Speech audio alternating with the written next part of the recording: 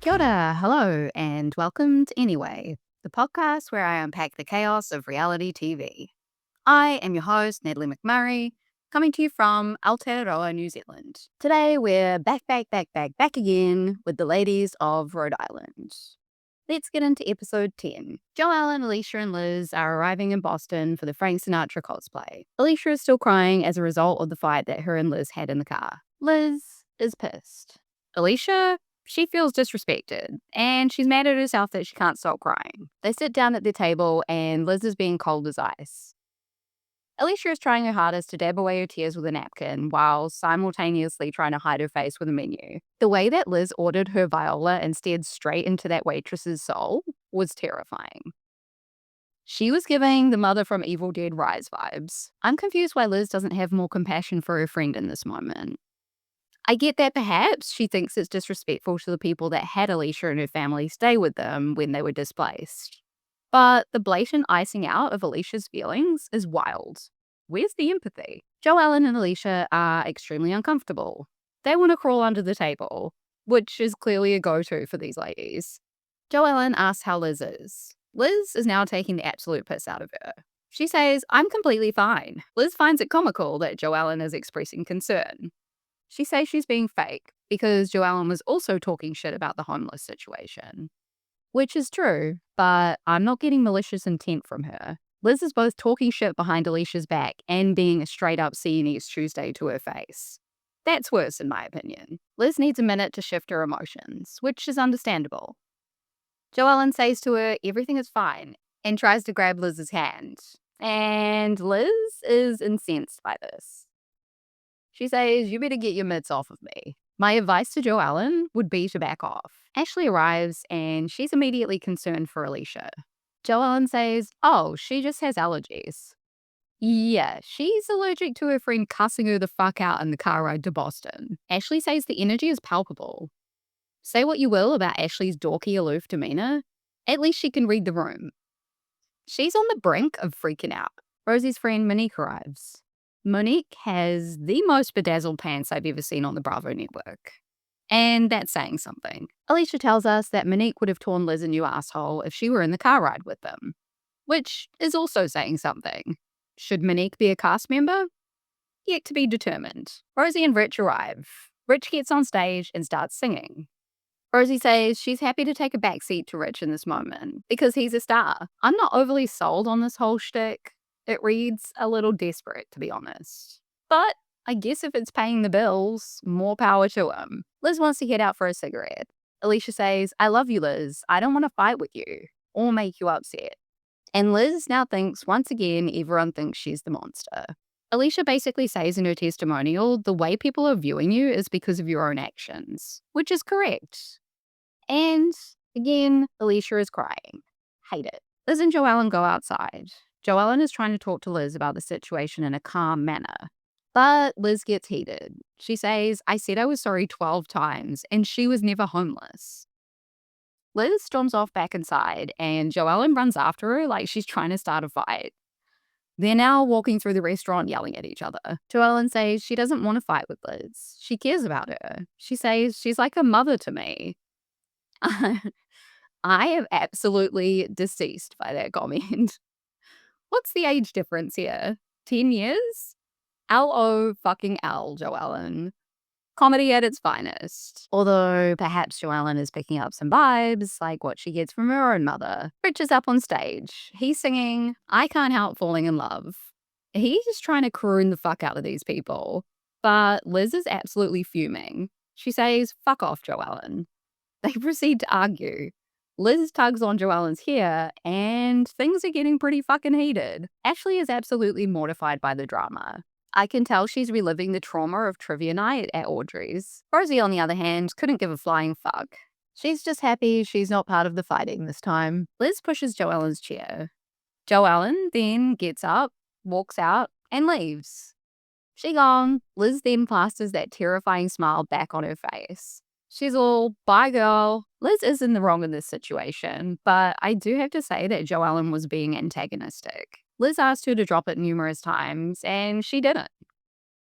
Anyway, we see Alicia arriving at a celebratory dinner with her family. Her daughter Selena won a trophy, which is taller than she is, for dancing. Adorable. After they eat, Billy takes the kid so the grown woman can talk. Alicia is telling her aunties about the situation with Liz. Alicia's mother is insulted that Liz would disrespect her and Alicia like that. In her testimonial, Alicia calls Liz abusive, which is a woof. Her aunties think that Liz is jealous of Alicia. She disagrees. She says her life is far from perfect. One of the aunties says she's paranoid from all that weed she's taking. Even in this moment, Alicia is sticking up for Liz. Perhaps because she's scared of her. We see Kelsey and Liz arriving at Dolores' place. Liz is keeping them up to speed about the events that took place in Boston. Ultimately, Liz is annoyed at Joellen, and she thinks she's disingenuous. Rich and Rosie are having a beach day with Rich's family. He has a big family, which Rosie loves. Unfortunately, the issue with having in-laws who have 7 children of their own is they're going to want to turn you into a baby-making machine as well. The in-laws ask about the lack of babies. Rich proceeds to throw his wife under the bus by saying Rosie is the apprehensive one. He apparently said he was cool either way when they met, and now apparently he would like to have 17 kids if he had it his way. Fucking typical behavior. Over at Audrey's, Ashley's barista husband is looking unimpressed, as per usual. Her eternal optimism annoys the ever-living fuck out of him. This man should be thanking his lucky stars for that optimism. Ashley wants to put summer cocktails on the menu, because you make more money with cocktails than coffee. Duh. He seems absolutely thrilled by the idea. These two are acting like they're on a sitcom, with their icky, quote-unquote, playful banter. I didn't like it on According to Jim, and I don't like it now. He says he wants to do what's best for everybody, which nobody is buying, not even Ashley. Because if that were the case, Audrey would be kicked to the curb so hard it's not even funny. Joellen arrives at Kelsey's apartment. They're going to do a little painting. Joellen is telling Kelsey her perspective on the Liz situation. Kelsey tells Joellen that she doesn't think she did anything wrong in the situation. Joellen wants to know why she didn't say that to Liz. Speaking of duplicitous, disingenuous behavior, Joellen thinks that Kelsey is scared of Liz. She calls her scary as fuck, so I guess they're all scared of her. They then reveal their pieces of art to each other. Kelsey has painted a beautiful sunset beach vista. Joellen, she's painted a slam pig. She wins. Give her the 4-foot trophy. Sorry, Selena. This high art takes the cake over dancing. Rula meets up with Liz. She tells Liz that she's recovering from her illness, which shall not be named. Even though the only other scene she's had in this episode was of her doing flips at a trampoline park. Tell me lies, Rula. Tell me sweet little lies. They discuss Joellen's authenticity. They both perceive her to be playing both sides. Rula basically says Joellen needs to keep her side of the street clean, instead of focusing on other people's lives. The only problem with that is she's on Real Housewives, and being a hot mess is incredibly entertaining. We see Kelsey at the gym with her boyfriend, and I guess he's feeling emasculated by another man paying for her shit, because he ain't happy about it. She brings up her health insurance again, and she gives us answers as to why it's so expensive.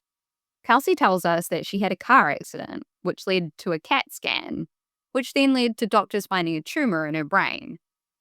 She says they then had to take it out, otherwise she could have gone blind, which is absolutely terrifying. Thinking about the situation from Kelsey's perspective, if she were married to him for 10 years and they got a divorce, there's a good chance she would have received alimony from him, which is basically the same thing. I don't really understand the issue he's having, nor do I care, really. At the end of the episode, we see Joellen meeting up with Liz. She says she's not going to apologize before Liz does, but her intention is to make things better, which is kind of laughable. Apparently Liz is coming with the same energy. Liz then arrives with weird energy, almost like she's expecting something. She then tells us she's hoping for an apology and some accountability. These ladies are so funny.